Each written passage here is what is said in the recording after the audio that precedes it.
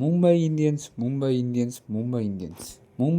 நேத்தி அவங்களுடைய 4வது தொடர்ச்சி தோல்வியை தோற்றுருப்பாங்க. மும்பை இந்தியன்ஸை பார்க்கும்போது அவங்களுக்குள்ளேயே கான்ஃபிடன்ஸ் இல்லையோன்ற மாதிரிலாம் தோணுது. இந்த சோசியல் மீடியாலாம் பார்க்கும்போது மோஸ்ட் ஆஃப் த பேர் என்ன சொல்கிறாங்கன்னா, ஹார்திக் பாண்டியா கேப்டன்சி தான் பிரச்சனை, ஹார்திக் பாண்டியா கேப்டன்சியை மாற்றணும் அப்படின்ற மாதிரிலாம் சொல்கிறாங்க.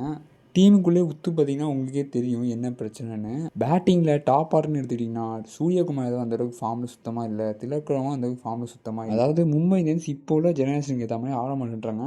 இப்போ உள்ள பேட்ஸ்மேன்லாம் உங்களுக்கே தெரியும் பவர் பிளே எந்த அடி அடிப்பாங்கன்னு. ஆனால் அதே மும்பை இந்தியன்ஸை பாருங்கள் எப்படி ஆடுறாங்கன்னு, ஒரு மாதிரி பொறுமையாக மெதுவாக ஆடுறாங்க. நேற்று டிகாக் அந்தனால எதுவும் தெரில, இத்தனை நாள் டிகாக் எங்கே பதுக்கி வச்சுருந்தாங்கன்னே தெரில. மும்பை இந்தியன்ஸை பொறுத்தவரை நிறையா ஓட்டைகள் இருக்குது. அது என்னென்னு பார்த்துக்கிட்டிங்கன்னா, ஃபஸ்ட்டு சூரியகுமார் ஏதாவது திலக்கருமா, இவங்க 2 பேருமே அந்தளவுக்கு ஃபார்மில் இல்லைன்னு தான் சொல்லி ஆகணும். இவங்க ஃபார்முக்கு வந்தாங்களே ஓரளவுக்கு ஸ்கோர் வந்து அந்த 200+ கன்ஃபார்மாக போகும். அந்த மாதிரி போலிங் எடுத்துக்கிட்டிங்கன்னா பும்ரா செம்மையாக போடுறாரு. ஆனால் அவங்க கூட இருக்கிறவங்க யாருமே அந்தளவுக்கு செம்மையாக போடலன்னு தான் சொல்லி ஆகணும். எஸ்பெஷலி இந்த தீபக் சாஹர், ஷார்துல் தாக்கூர் இவங்க 2 பேருமே தூக்கிட்டு வேறு யாராவது ஆட வைக்கலாம் போன்ற மாதிரி தான் ஃபீல் ஆகுது. ஏன்னா இவங்க 2 பேருமே போட்டால் ரொம்ப அதிகமாக ரன் தராங்க.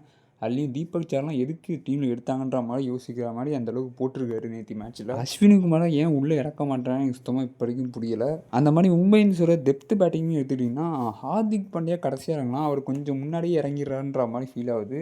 ருத்தர்ஃபோர்டை ஓரளவுக்கு முன்னாடி இறக்கி விட்டால் அவர் ஓரளவுக்கு டைம் எடுத்து ஆட ஆரம்பிச்சார்னா செம்மையாக ஆடுவார்.